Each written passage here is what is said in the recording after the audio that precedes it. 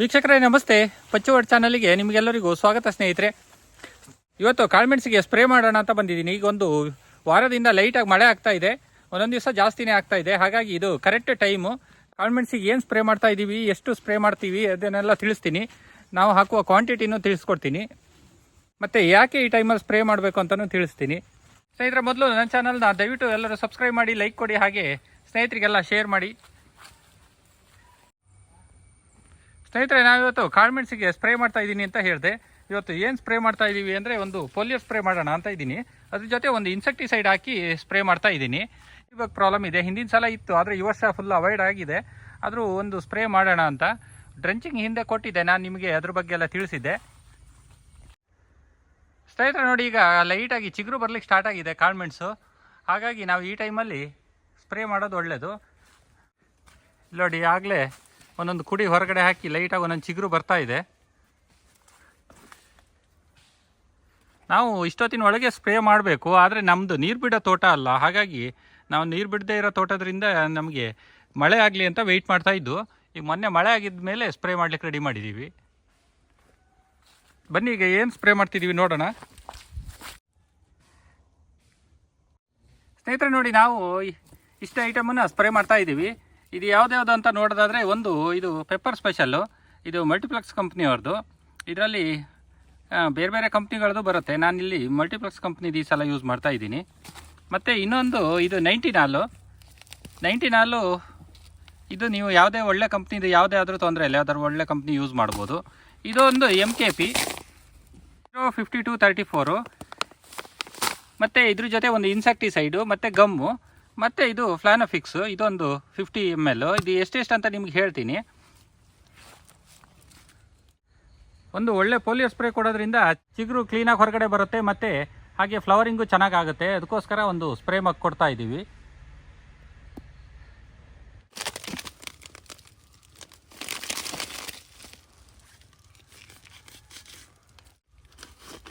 ನಾವು ಔಷಧಿ ಮಾಡುವಾಗ ನಾವು ಸಪ್ರೇಟಾಗಿ ಎಲ್ಲದನ್ನು ಕರಗಿಸ್ಕೊಂಡು ಆನಂತರ ಡ್ರಮ್ಮಿಗೆ ಹಾಕ್ತೀವಿ. ಯಾಕಂದರೆ ಕೆಲವೊಂದು ಐಟಮ್ ಯಾವ್ದಾದ್ರು ಕರಗಲಿಲ್ಲ ಅಂದರೆ ಸಮಸ್ಯೆ ಆಗುತ್ತೆ. ಇದು ನೋಡಿ 90 1 kg ಹಾಕ್ತಿದ್ದೀನಿ.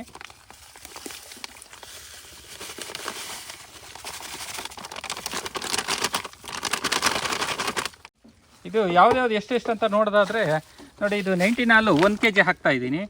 ಈ MKP ಇದು 05234, ಇದು ನಾನು 750 ಗ್ರಾಮ್ ಹಾಕ್ತಾ ಇದ್ದೀನಿ. ಹಾಗೆ ಪೆಪ್ಪರ್ ಸ್ಪೆಷಲ್ಲು ಇದು 500 ಗ್ರಾಮು.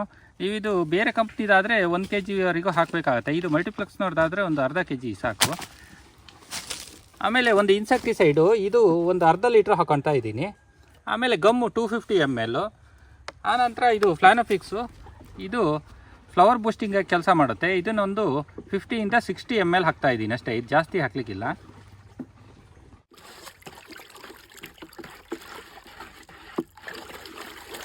ಇದು ನೋಡಿ 90 ಕ್ಲೀನಾಗಿ ಕರಗಿದೆ. ಈಗ ಡ್ರಮ್ಮಿಗೆ ಹಾಕಿ ಕ್ಲೀನಾಗಿ ತಿರ್ಸ್ಬೇಕು.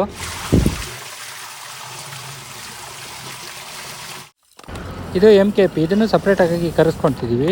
ಏನಂದರೆ ಫರ್ಟಿಲೈಸರ್ನ ಸಪ್ರೇಟಾಗಿ ಕರಗಿಸಿದ್ರೆ ಕ್ಲೀನಾಗಿ ನೀರಲ್ಲಿ ಕರಗುತ್ತೆ ಮತ್ತು ಮಿಕ್ಸಿಂಗ್ ಚೆನ್ನಾಗಾಗುತ್ತೆ. ನೋಡಿ, ಇದು ಪೆಪ್ಪರ್ ಸ್ಪೆಷಲು.